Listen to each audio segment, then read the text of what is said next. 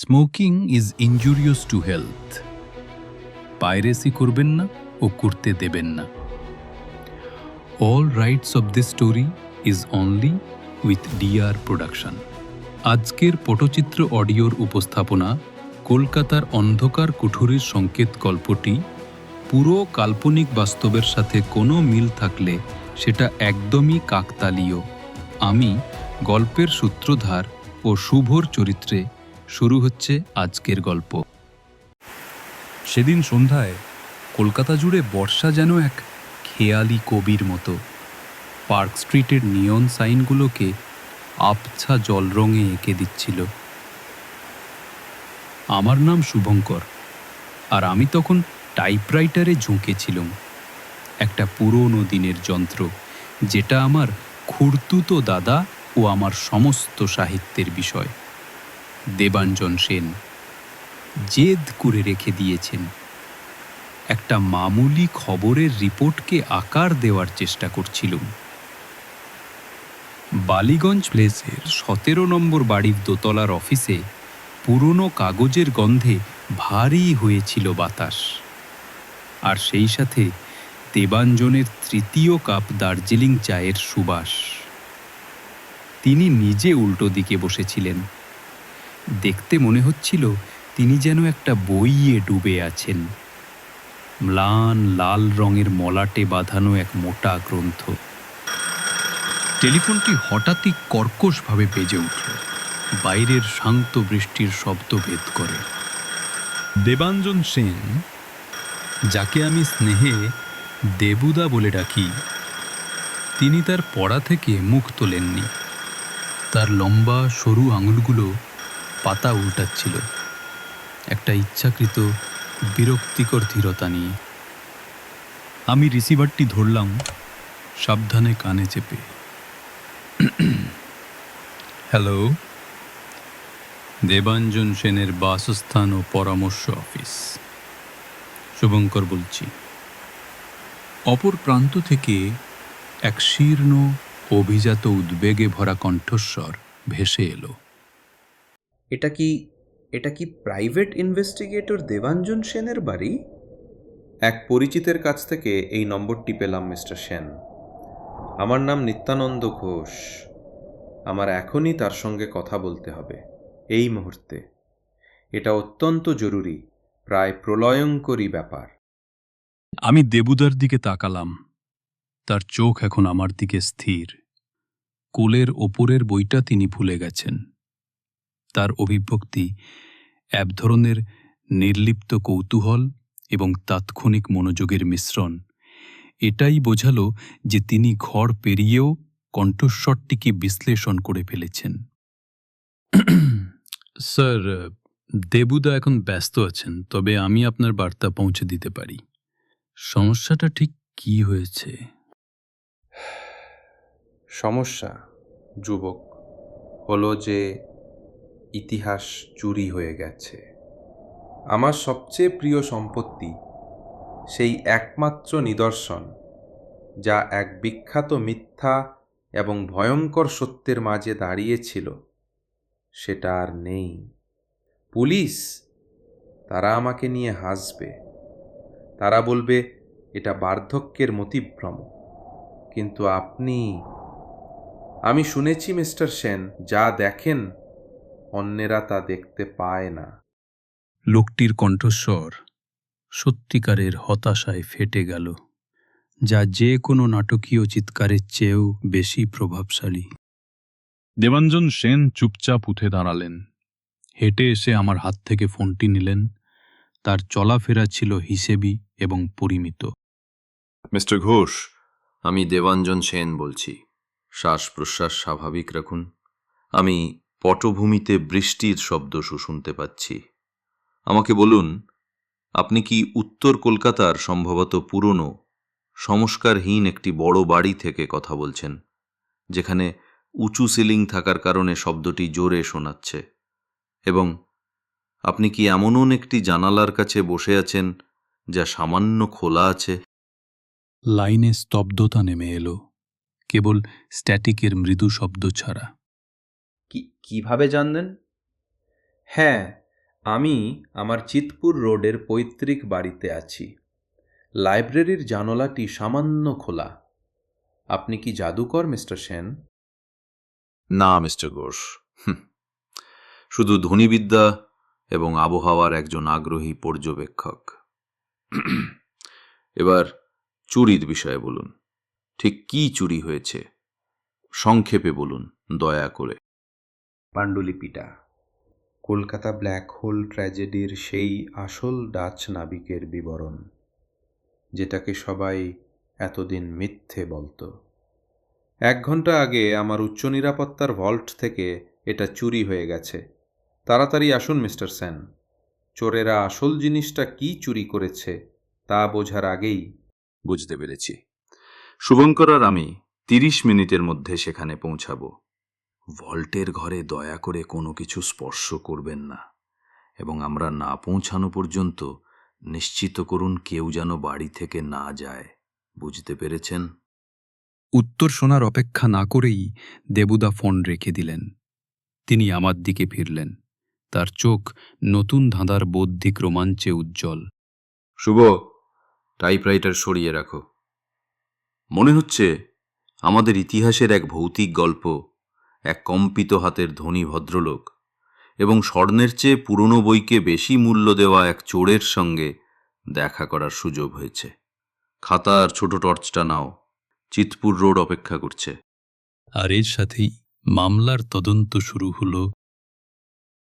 চিতপুর রোডে যাওয়ার পথে মনে হচ্ছিল যেন সময় পিছিয়ে গেছি। আমাদের ট্যাক্সি, যার ওয়াইপারগুলো অবিরাম বৃষ্টির বিরুদ্ধে প্রাণপণে লড়ছিল, সেটা আমাদেরকে ঘোষাল ম্যানশনের বিশাল লোহার গেটের সামনে নামিয়ে দিল। একটি কাঠামো যা 1 শতাব্দী ধরে অবহেলা আর উত্তরাধিকার সূত্রে পাওয়া সম্পদের ভারে নুয়ে পড়েছে বলে মনে হচ্ছিল। পলেস্তারা যেন রোদে পোড়া চামড়ার মতো খুলে খুলে যাচ্ছিল, আর শ্যাওলা শক্তভাবে মার্বেলের বারান্দা আঁকড়েছিল। বিশাল খোদাই করা মেহগনি দরজায় আমাদের অভ্যর্থনা জানালেন স্বয়ং নিত্যানন্দ ঘোষ। তিনি ছিলেন 60-এর দশকের শেষের দিকের একজন ছোটোখাটো দুর্বল চেহারার মানুষ। ত্রুটিহীনভাবে মাড় দেওয়া সাদা ধুতি কুর্তায় সজ্জিত। এই পোশাক তার বর্তমান চরম বিশৃঙ্খলার অবস্থাকে আরও প্রকট করে তুলছিল। তার পুরু চশমার আড়ালে চোখ দুটো ভয়ে এদিক ওদিক করছিল। দেবাঞ্জন সেন একটি ভদ্র সংক্ষিপ্ত মাথা নাড়লেন। তার দৃষ্টি ততক্ষণে প্রবেশ হলের ওপর দিয়ে ঘুরে বেড়াচ্ছে। ম্লান আলোয় ভেসে থাকা ধুলোর কণা আর পুরনো ব্রঞ্জের হালকা তামার মতো গন্ধটি নথিভুক্ত করছে। মিস্টার সেন, ধন্যবাদ যে আপনি এসেছেন। আমি জানি না কার কাছে যাব। পুলিশ অকেজো। তারা কেবল আমার টাকা বা গয়না হারানোর খবরের জন্য অপেক্ষা করছে। তারা এটার গুরুত্ব বোঝে না। মিস্টার ঘোষ, অনুগ্রহ করে শান্ত থাকার চেষ্টা করুন। আতঙ্কচোরের সেরা বন্ধু। আমাদের সেই ঘরে নিয়ে চলুন যেখানে পাণ্ডুলিপিটি রাখা ছিল, এবং যদি আর কেউ উপস্থিত থাকেন তবে আমাদের পরিচয়টি যত সম্ভব বিচক্ষণতার সাথে করিয়ে দেবেন। আমরা চাই চোর যেন ভাবে আমরা কেবল নিরাপত্তার বিষয়টি দেখতে আসা বিশেষ পরামর্শদাতা। নিত্যানন্দ ঘোষ বা নিত্যবাবু আমাদের অন্ধকার ড্রয়িং রুমের এক গোলকধাঁধার মধ্য দিয়ে নিয়ে গেলেন। প্রতিটি ঘর সাদা কাপড়ে ঢাকা অ্যান্টিক ফার্নিচারে শ্বাসরুদ্ধ। এক পরিবারের ম্লান হয়ে যাওয়া গৌরবের স্মৃতিস্তম্ভ। আমরা যখন একটি বিশাল প্রতিধ্বনিময় ডাইনিং হল পার হচ্ছিলাম, তখন একটি লম্বা কঠোর চেহারার মহিলা একটি বিশাল সিঁড়ির ছায়া থেকে বেরিয়ে এলেন। তার বয়স 40-এর কোঠায়। তিনি একটি ধূসর নীল শাড়ি পরেছিলেন এবং তার মধ্যে কঠোর বিরক্তির ভাব স্পষ্ট ছিল। ইনি আমার মেয়ে সুনিতা। সুনিতা, ইনি মিস্টার সেন, একজন স্থপতি যিনি আমাদের পুরনো লাইব্রেরির কাঠামোগত অখণ্ডতা পুনরুদ্ধারের বিষয়ে পরামর্শ দিতে রাজি হয়েছেন। আর ইনি তার সহকারী শুভঙ্কর। সুমিতা ঘোষাল একটি শীতল তীক্ষ্ণ দৃষ্টিতে আমাদের দিকে তাকালেন, যা গভীর সন্দেহ প্রকাশ করছিল। স্থপতি? বাবা, আপনি বিপর্যস্ত। লাইব্রেরি ঠিক আছে, আপনার মনের অবস্থার দিকেই কেবল মনোযোগ দেওয়া দরকার। আপনার বিশ্রাম নেওয়া উচিত। এই সময়ে বাড়িতে অপরিচিতদের আমন্ত্রণ জানানো নয়। ম্যাডাম, উল্টোটা। আপনার মাথার ওপরের ওই ছবিটির সামান্য কাত হওয়া দেখে মনে হচ্ছে এই পুরো উইংয়ের ভিত্তি প্রায় আধা ডিগ্রি স্থানান্তরিত হয়েছে। এটি একটি সূক্ষ্ম ক্ষয়, যা প্রায়শই চোখ এড়িয়ে যায়, অনেকটা কিছু অমূল্য জিনিসের মতোই। প্রায় উদাসীন নির্ভুলতার সঙ্গে দেওয়া এই মন্তব্য সুনিতা ঘোষালকে মুহূর্তের জন্য নীরব করে দিল। তার চোখ ছোট হয়ে এলো, কিন্তু তিনি আমাদের যাওয়ার জন্য সরে গেলেন। তিনি বিশ্বাস করেন না যে পাণ্ডুলিপিটির কোনো অস্তিত্ব আছে, মিস্টার সেন। তিনি ভাবেন এটা আমার এক ধরনের নেশা। লাইব্রেরিটা নিচতলায়, মিস্টার সেন। আমাকে অনুসরণ করুন। আমরা নিত্যবাবুকে অনুসরণ করে লাইব্রেরিতে গেলাম। একটি বিশাল উচ্চতা এবং ভীতিকর ছায়াচ্ছন্ন ঘর, যেখানে পুরনো কাগজের গন্ধ ছিল নেশার মতো। একটি ঘোরানো মেহগনি বুকশেলফের পেছনে লুকানো ছিল একটি ভারী আধুনিক সেফ, যা অন্য সবকিছুর মধ্যে ছিল একটি স্পষ্ট ধাতব অসঙ্গতি। নিত্যবাবু সেফটির কাছে গেলেন।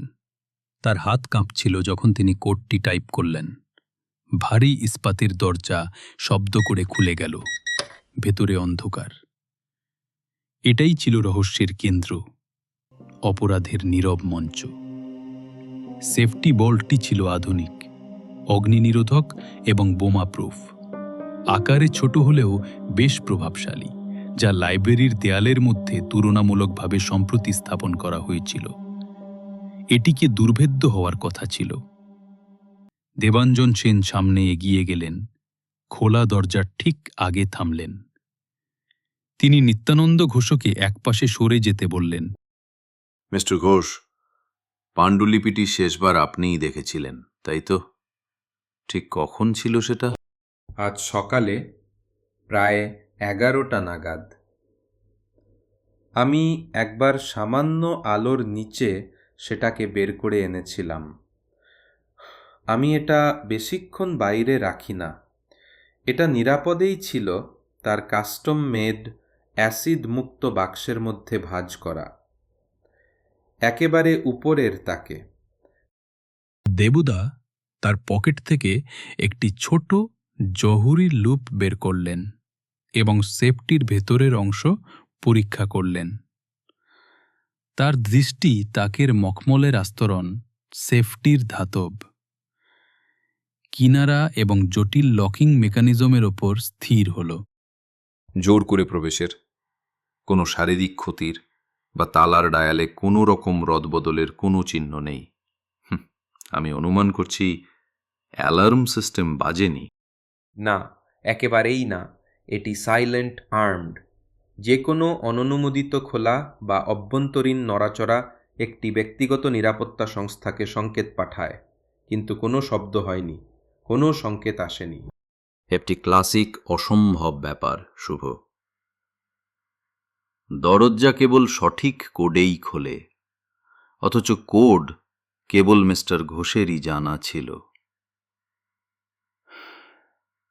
এবং পাণ্ডুলিপি, একটি বড় বস্তু, উধাও।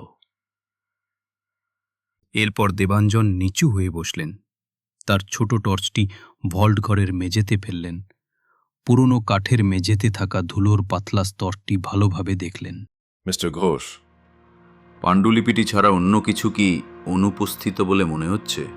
এমনকি একটি ছোট জিনিস, একটি পেন্সিল, একটি পরিষ্কার করার ন্যাকড়া?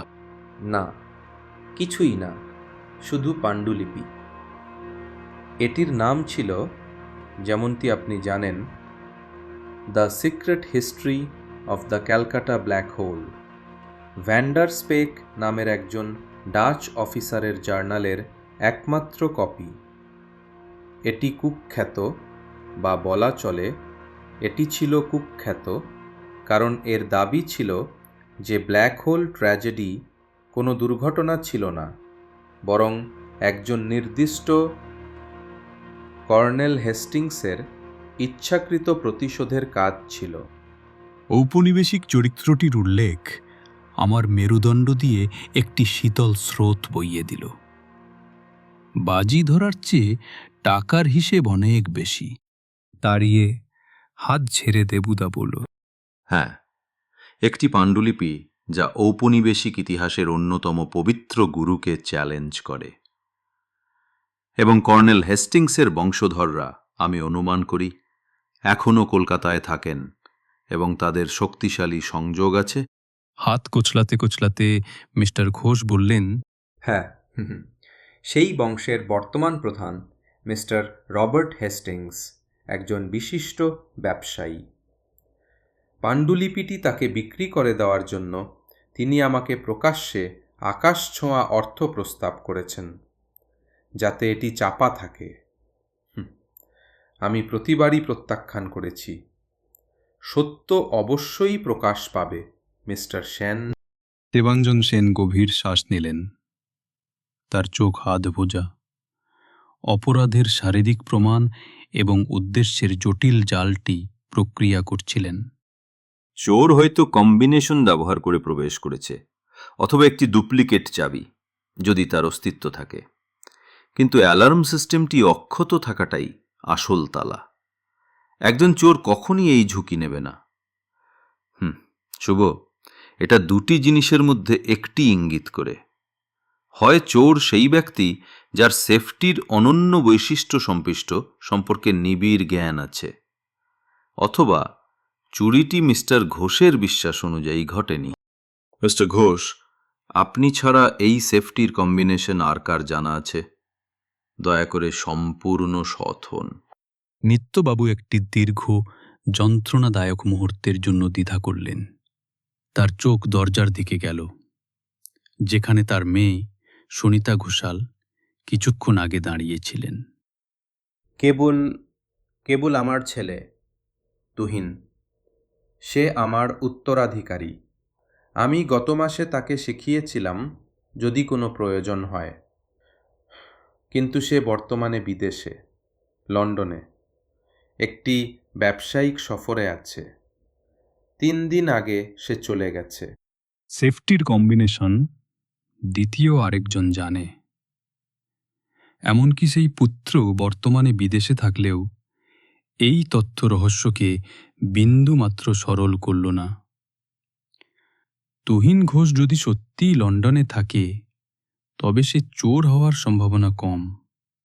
তবে দেবাঞ্জন সেনের আগ্রহ মানুষে নয়, বরং কণাগুলির মধ্যে ছিল। দেবুদা আবার লাইব্রেরির মেঝেতে মনোযোগ দিলেন। তিনি আবার হাঁটু গেড়ে বসলেন। এবার ভল্টকে উপেক্ষা করে প্রধান লাইব্রেরি দরজা থেকে সেফটি পর্যন্ত যাওয়ার পথটির দিকে মনোনিবেশ করলেন। তিনি তার কেস থেকে একটি ছোট ব্রাশ এবং বিশেষ আঠালো কাগজের একটি শীট বের করলেন। শুভ, আমাকে সাহায্য করো। এই ধুলোর প্যাটার্নটি লক্ষ্য করো।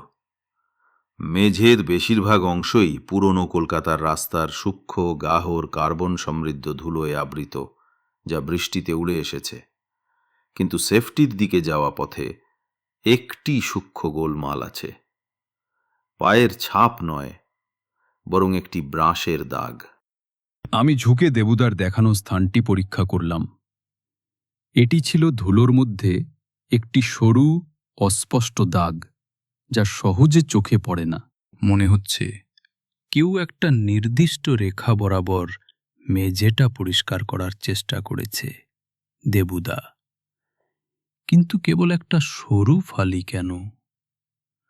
যদি কেউ হেঁটে আসে তবে পুরো পায়ের ছাপটাই তো মুছে যাওয়ার কথা। ঠিক তাই, শুভ।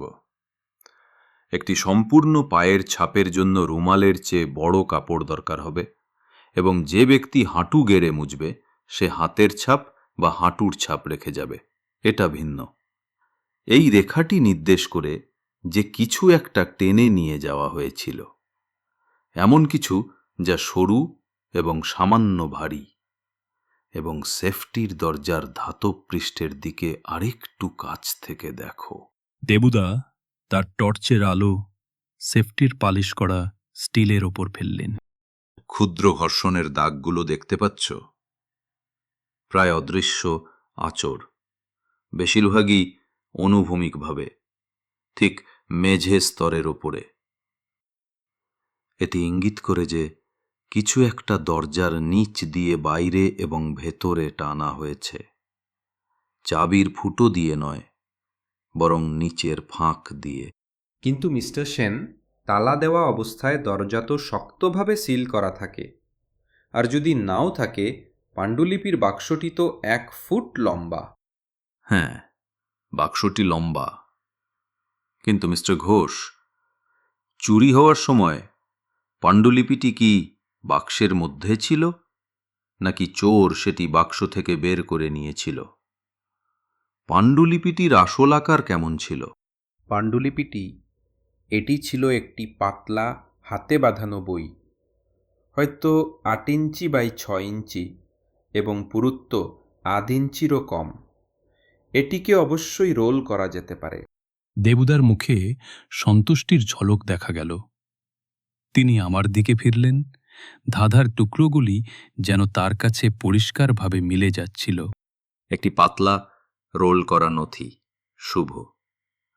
সেটা সেফটির দরজার নিচ দিয়ে টেনে বের করে আনা হয়েছে, আর মেঝেতে থাকা সরু ঘর্ষণের দাগ সেই পদ্ধতি নিশ্চিত করছে। এটা চরম ধৈর্য এবং বিশেষ সরঞ্জামের চুরি।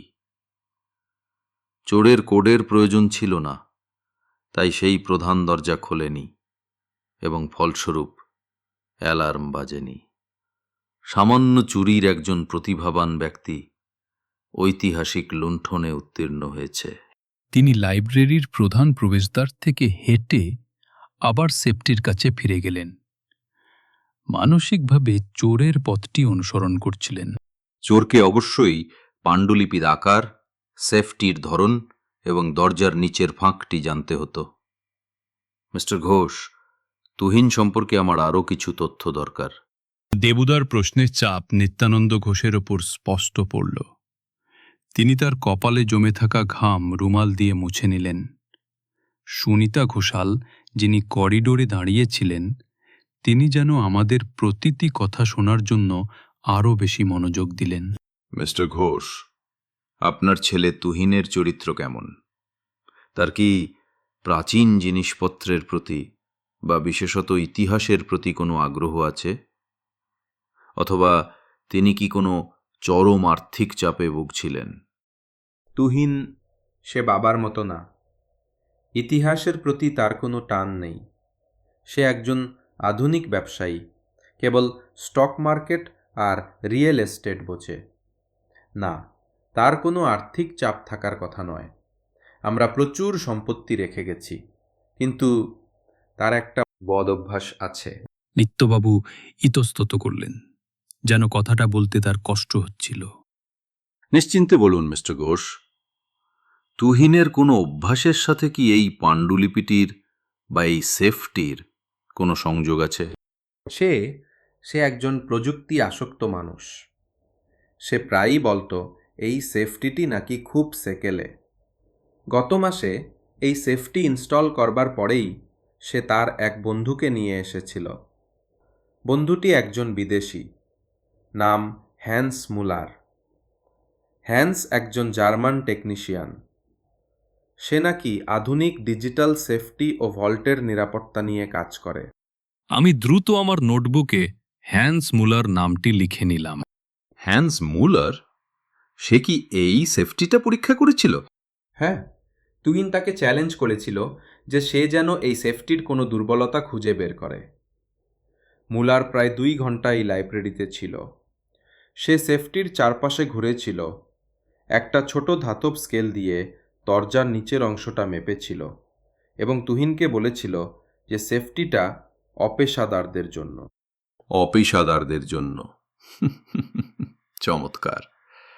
শুভ, পাণ্ডুলিপিটি চুরি করার জন্য যে সরু এবং সামান্য ভারী বস্তুটি ব্যবহার করা হয়েছিল, সেটার জন্য প্রয়োজনীয় সমস্ত তথ্য চোর ওই সময় পেয়েছিল। মিস্টার ঘোষ, তুহিন কি তার বিদেশ সফরের আগে এই মুলারের সাথে দেখা করেছিল? আমার মনে হয় না। তবে তুহিনের বিদেশে যাওয়ার আগে একটা চিঠি এসেছিল, একটা সাধারণ নীল খাম। তুহিন সেটা পড়ে ছিঁড়ে ফেলেছিল। আমি তখন ডাইনিং হলে ছিলাম। দেবুদা দ্রুত ঘরের কেন্দ্রে ফিরে গেলেন, যেখানে তিনি মেঝেতে ধুলোর দাগ লক্ষ্য করেছিলেন। চোর সেফটির ভেতরে প্রবেশ করেনি, কিন্তু তাকে এই লাইব্রেরির দরজা দিয়ে প্রবেশ করতেই হয়েছিল। কিন্তু বাইরে কাদা লাগা জুতোর কোনো ছাপ নেই, যদিও বাইরে প্রবল বৃষ্টি হচ্ছে। এর অর্থ কি হতে পারে, শুভ? এর অর্থ হল সে হয়তো জুতো বাইরে খুলে রেখেছিল, কিন্তু এই কাজ তো একজন পেশাদার চোর করবে না। অথবা সে হয়তো বাড়ির ভেতরেই ছিল, কিন্তু তার ঘরেও তো বৃষ্টিতে ভেজা জুতো থাকবে। হুম, ভুল করছো। মনে রেখো, চিতপুর রোডের বাড়ি। উত্তর কলকাতার পুরনো বাড়িগুলোর একটা সাধারণ বৈশিষ্ট্য আছে। মিস্টার ঘোষ, লাইব্রেরির পাশে কি কোনো অব্যবহৃত ঘর বা ছোট স্টোর রুম আছে, যার জানালার দিকটা বাড়ির উঠোনের দিকে? আছে, লাইব্রেরির ঠিক পেছনে একটা ছোট্ট ঘর আছে, যেখানে বাড়ির পুরনো বইপত্র রাখা হয়। সেটার জানালাটা পিছনের দিকের উঠোনের দিকে মুখ করা, কিন্তু সেটার চাবি তো আমার কাছে থাকে। তালা দেখা যাবে মিস্টার ঘোষ, কিন্তু ধুলোর প্যাটার্ন আমাদের বলছে চোর বৃষ্টি এড়িয়ে বাড়ির পেছনের দিক থেকে প্রবেশ করেছে। আর সেই অব্যবহৃত ঘরের মেঝেতে হয়তো কাদার ছাপ পাওয়া যাবে। চোর ভেজা জুতোয় ওই ঘর পর্যন্ত হেঁটেছে, তারপর জুতো তো খুলে লাইব্রেরির এই ধুলোমাখা মেঝেতে খালি পায়ে এসেছে। এবার সেই ঘরটি দেখান মিস্টার ঘোষ। দেবুদা চোখে যেন একটা অদৃশ্য মানচিত্র ভাসছিল, যেখানে প্রতিটি ধূলিকণা আর ঘর্ষণের দাগ ছিল এক একটি নির্দেশিকা। দেবুদা প্রশ্নের চাপ নিত্যানন্দ ঘোষের ওপর স্পষ্ট পড়ল। তিনি তার কপালে জমে থাকা ঘাম রুমাল দিয়ে মুছে নিলেন। সুনিতা ঘোষাল, যিনি করিডোরে দাঁড়িয়েছিলেন, তিনি যেন আমাদের প্রতিটি কথা শোনার জন্য আরও বেশি মনোযোগ দিলেন। নিত্যানন্দ ঘোষের দেওয়া তথ্য অনুযায়ী তুহিন তার চিঠিটি ডাইনিং হলের কাছাকাছি বসে ছিঁড়ে ফেলেছিলেন। দেবুদা নিত্যবাবুকে তাদের দুজনের কথোপকথন যেন সঙ্গীতা ঘোষাল শুনতে না পান, সেদিকে মনোযোগ দিতে বললেন। মিস্টার ঘোষ, আপনার মেয়ের নজর এড়িয়ে আমরা এখন ওই ডাইনিং হলের পাশের আবর্জনা ফেলার জায়গাটা দেখব। সম্ভবত তুহিন সেই ছেঁড়া কাগজগুলো সেখানেই ফেলেছিল। লাইব্রেরি সংলগ্ন ছোট্ট ভট্টিতে ঢোকার পথে নিত্যবাবু দেখিয়ে দিলেন সিঁড়ির নিচের দিকে একটি পুরনো দিনের বেতের ঝুড়ি রাখা আছে, যেখানে সারা দিনের অফিসের এবং বাড়ির কিছু অপ্রয়োজনীয় কাগজ ফেলা হয়। দেবুদা আমাকে ঝুড়ি থেকে সমস্ত কাগজ সাবধানে বের করে আনতে বললেন। দেবুদা, এই কাজটা তো পুলিশের করার কথা। মনে হচ্ছে আমার সাংবাদিকতার পাশাপাশি আবর্জনা বিশ্লেষকের প্রশিক্ষণও দরকার।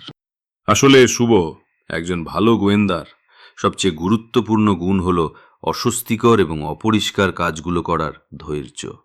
মনে রেখো, অপরাধীরা প্রায়শই তাদের সবচেয়ে গুরুত্বপূর্ণ সূত্রটি সেখানেই ফেলে যায় যেখানে তারা মনে করে কেউ কোনোদিন খুঁজবে না। আমি সাবধানে ঝুড়ি থেকে ছেঁড়া কাগজের স্তূপ বের করে লাইব্রেরির একটি টেবিলের উপর রাখলাম, দেবুদা নিজেই একটা একটা করে টুকরো জোড়া লাগানোর কাজে হাত লাগালেন। তার চোখ দুটো ছিল অবিশ্বাস্যভাবে দ্রুতগামী। কাগজগুলো অধিকাংশই ছিল বেল বা রসিদ, কিন্তু প্রায় 10 মিনিট পর আমি নীলখামের ছেঁড়া টুকরোগুলো দেখতে পেলাম। সেগুলোর সাথে চিঠির ভেতরের সাদা কাগজের কিছু অংশও ছিল। পেয়েছি দেবুদা, এটাই সেই নীলখাম। আর এখানে চিঠির টুকরোগুলো। দেবাঞ্জন সেন দক্ষতার সাথে প্রায় 25টি টুকরো জুড়ে দিলেন। চিঠিটা ছোট ছিল, ইংরেজি ভাষায় লেখা। তাতে তারিখ দেওয়া ছিল 4 দিন আগে। প্রেরকের ঠিকানা ছিল লন্ডন এবং নিচে কেবল HM সংক্ষিপ্ত স্বাক্ষর, অর্থাৎ হ্যান্স মুলার। চিঠির বেশিরভাগটাই ছিল ব্যবসার কথা এবং তুহিনের লন্ডনে আসার তারিখ নিশ্চিত করা, কিন্তু শেষ লাইনে লেখা ছিল একটি অদ্ভুত সংকেত। দেবুদা সংকেতটি পড়তে পড়তে বলল, Tuhin, I confirm the setup. Use the Nanta 1 logic and remember the dark room. 9-1 logic? এটা কি কোনো অনুপাত? আর দ্য ডার্ক রুম মানে কি? এই সেফটি ভল্ট নাকি ব্ল্যাক হোল ট্র্যাজেডির সেই কুঠুরি? শুভ, ডার্ক রুম একটি দারুণ শব্দ। ব্ল্যাক হোল ট্র্যাজেডির সেই অন্ধকার কুঠুরি বা ব্ল্যাক হোল অফ ক্যালকাটাকে সরাসরি নির্দেশ করে। কিন্তু এই সংকেত কেবল একটি স্থান নয়, এটি একটি তারিখ বা একটি প্রক্রিয়ার অংশ। এই নয় 1 অনুপাতটি এখন আমাদের প্রধান ক্লু। এই অনুপাতটি নিশ্চয়ই সময়ের বা অক্ষরের কোনো সংখ্যাকে বোঝায়। দেবুদা ভাঁজ করা চিঠির টুকরোটি সাবধানে তুলে নিলেন এবং তার জহুরির লুপ দিয়ে সংকেতটির চারপাশে পরীক্ষা করতে শুরু করলেন। তার মুখে নেমে এলো সেই কঠোর মনোযোগ যা তিনি কেবল একটি গুরুত্বপূর্ণ সূত্র আবিষ্কার করলেই দেখান।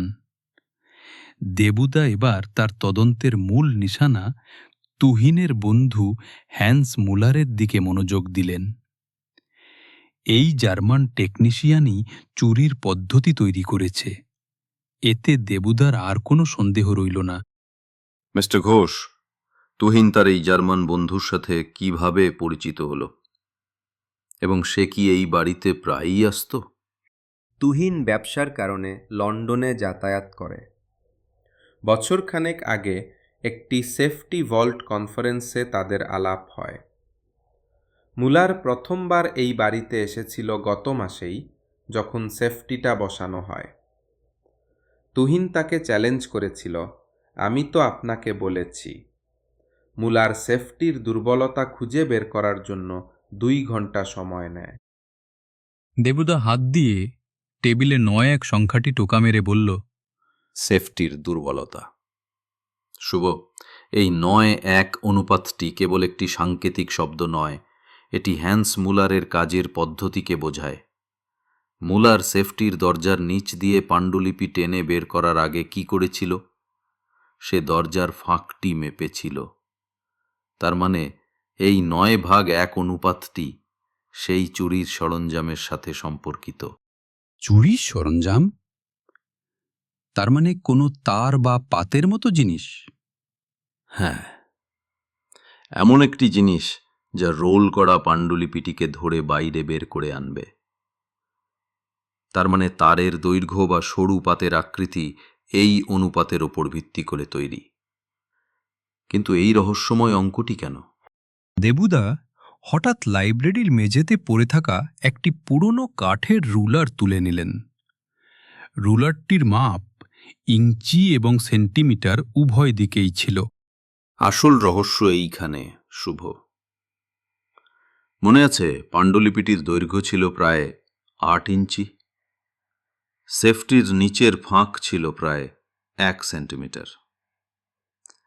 কিন্তু যদি হ্যান্স মুলার তার নিজস্ব জার্মান সিস্টেমে চিন্তা করে। দেবুদা দ্রুত লুপ দিয়ে সেফটির লকিং মেকানিজমটি আবার পরীক্ষা করলেন। তিনি একটি ছোট্ট প্রায় অদৃশ্য চিহ্ন দেখতে পেলেন। পেয়েছি। হ্যান্স মুলার সেফটি খোলেনি, কিন্তু সে ভেতরে একটি কাজ করেছিল। দেখুন, লকিং পিনের ঠিক উপরে একটি নগণ্য স্ক্র্যাচ। সে হয়তো কোনো সরু টুল ঢুকিয়ে লকিং মেকানিজমের ভেতরের নকশা তৈরি করেছিল। আর এই নয়, এক লজিক হল একটি সময়ভিত্তিক ক্রিপ্টোগ্রাম। ৯-১ মানে হল ৯ এবং ১, অর্থাৎ ১ থেকে ৯। ৯ পর্যন্ত সংখ্যাগুলির কোনো একটি সিরিজ। এই সেফটিটি একটি বিশেষ ডিজিটাল লকের অনুকরণে তৈরি। যদি কেউ ৯ বার ভুল কোড দেয়, তবে লকটি ১ মিনিটের জন্য বন্ধ হয়ে যায়। মুলার জানত যে ভল্টের ভেতরের ঘর্ষণ থেকে পাণ্ডুলিপি বের করতে প্রায় ১০ মিনিট লাগবে। সে হয়তো তুহিনের কাছে একটি ভিন্ন কোড পাঠিয়েছে। শুভ, তুহিনের সেই চিঠিটির টুকরোগুলো আর একবার দেখাও। আমরা কেবল একটি লাইন দেখেছি। আমি শুভঙ্কর দ্রুত টুকরোগুলো দেবুদার হাতে তুলে দিলুম। দেবুদা প্রতিটি টুকরোকে আলোর সামনে ধরে একটি বিশেষ হাতে লেখা নোট খুঁজছিলেন। পেয়েছি, এটি তুহিনের হাতের লেখা। চিঠির কোণে লেখা CRSMNTHA। সেই ৮টি অক্ষর যেন এক অন্ধকার পথের একমাত্র মশাল হয়ে উঠল। সেই ৮টি এলোমেলো অক্ষর CRSMNTHA দেবাঞ্জন সেনের কাছে শুধু অক্ষর ছিল না, সেগুলো ছিল একটি সাংকেতিক কি। দেবুদা দ্রুত তার পকেট থেকে নোটবুকটি বের করলেন এবং তুহিনের হাতের লেখা ৮টি অক্ষরের নিচে অন্য কিছু লিখতে শুরু করলেন। শুভ, এই ৮টি অক্ষর কি কোনো স্থান, নাম নাকি কোনো পদ্ধতিকে নির্দেশ করে? যদি এটি একটি স্থান হয়, তবে তা ব্ল্যাক হোল বা কর্নেল হেস্টিংসের সাথে সম্পর্কিত হবে। আমরা জানি পাণ্ডুলিপিটির বিষয়বস্তু ছিল কর্নেল হেস্টিংসের বিরুদ্ধে। এখন যদি আমরা এই অক্ষরগুলিকে একটি সাধারণ অক্ষর স্থানান্তরের পদ্ধতি, সাবস্টিটিউশন সাইফার অনুযায়ী সাজাই। দেবুদা প্রথমে অক্ষরগুলিকে ভিন্ন ভিন্ন বিন্যাসে সাজিয়ে দেখলেন। CARSMA না, TRUTH না। তিনি হঠাৎ থেমে গেলেন। তার চোখগুলো যেন দূরে ইতিহাসের কোনো পুরনো বইয়ের পাতা দেখতে পাচ্ছিল। পেয়েছি। কর্নেল হেস্টিংসের বংশধর রবার্ট হেস্টিংস একজন ব্যবসায়ী, যিনি পাণ্ডুলিপিটি কিনতে চেয়েছিলেন। মিস্টার ঘোষের মেয়ের নাম সুনিতা, চোর তুহিন, হ্যান্স মুলার জার্মান। এই পুরো দলটির মধ্যে শুধুমাত্র একটি সাধারণ সংযোগ আছে, টাকা এবং ইতিহাসকে লুকানো। তিনি অক্ষরগুলোকে পুনরায় সাজালেন। এবার তিনি ইংরেজি অক্ষর নয়, বরং বাংলার কিছু পরিচিত নাম বা স্থানের প্রথম অক্ষরের কথা ভাবলেন। কিন্তু কিছুই মিলল না। হঠাৎ তিনি অক্ষরগুলিকে উল্টো দিক থেকে পড়া শুরু করলেন। AHTNMSRC না, অপেক্ষা করো। এই ৮টি অক্ষর শুভ, একটি সম্পূর্ণ ইংরেজি শব্দ। ৮ অক্ষরের একটি শব্দ যা ডার্ক রুমের সঙ্গে সম্পর্কিত। এটি হল ক্যারিজমা, CHARISMA। না, এটা ৮ অক্ষরের নয়। কিন্তু যদি অক্ষরগুলি উল্টো দিকে অর্থাৎ AHTNMSRC হয়। তিনি অক্ষরগুলো নিয়ে এক অদ্ভুত খেলায় মত্ত হয়ে পড়লেন। যদি এটি একটি ঐতিহাসিক সংকেত হয়, যে তারিখটি ব্ল্যাক হোল ট্র্যাজেডির সাথে যুক্ত, ২১শে জুন। না, ওই সময়ের সবচেয়ে গুরুত্বপূর্ণ ঘটনা কি ছিল? হঠাৎ দেবুদা একটি অক্ষর ছেড়ে দিলেন। এই CRSMNTHA এর মধ্যে ৪টি অক্ষর উল্টে দিলে একটি গুরুত্বপূর্ণ তারিখ বা শব্দ তৈরি হয়। না, এটা এত সরল হবে না। এটা নিশ্চয়ই তুহিন এবং মুলারের কোডওয়ার্ড। পেয়েছি। এই অক্ষরগুলি হলো একটি নাম, যা তাদের পরবর্তী পদক্ষেপকে নির্দেশ করছে। হার্টম্যান SC। না, এটাও নয়। তিনি দ্রুত তার নোটবুকে একটি শব্দ লিখলেন এবং তার পাশে একটি তারিখ। এটি একটি সহজ শব্দ নয়, শুভ। এটি হলো একটি স্থান, কলকাতার ইতিহাসে হেস্টিংসের সঙ্গে যুক্ত, যেখানে একটি গুপ্ত প্রবেশ পথ আছে। এই অক্ষরগুলি পুনরায় সাজিয়ে তৈরি হয়েছে সেই স্থানের নাম, মার্চ অ্যাট HS, অর্থাৎ মার্চ অ্যাট HS, হেস্টিংসের কোনো স্থানে যাও। কিন্তু সেটা কোথায়? তিনি রবার্ট হেস্টিংসের কোম্পানির ঠিকানা দ্রুত ইন্টারনেটে খুঁজে নিলেন। এটি ছিল ফেয়ারলি প্লেসের একটি পুরনো ও অফিস বিল্ডিং। রবার্ট হেস্টিংসের অফিসের বেসমেন্টের মানচিত্র দরকার। এই সংকেতটি একটি ইশারা। শুভ, আমাদের দ্রুত বের হতে হবে। রবার্ট হেস্টিংসের কাছেই আছে সেই পাণ্ডুলিপি। আজকের গল্প এই পর্যন্ত। কিছুদিন পর আসছে গল্পের দ্বিতীয় অংশ। অপেক্ষায় থাকুন। গল্পটি ভালো লাগলে অবশ্যই লাইক, শেয়ার এবং সাবস্ক্রাইব করুন।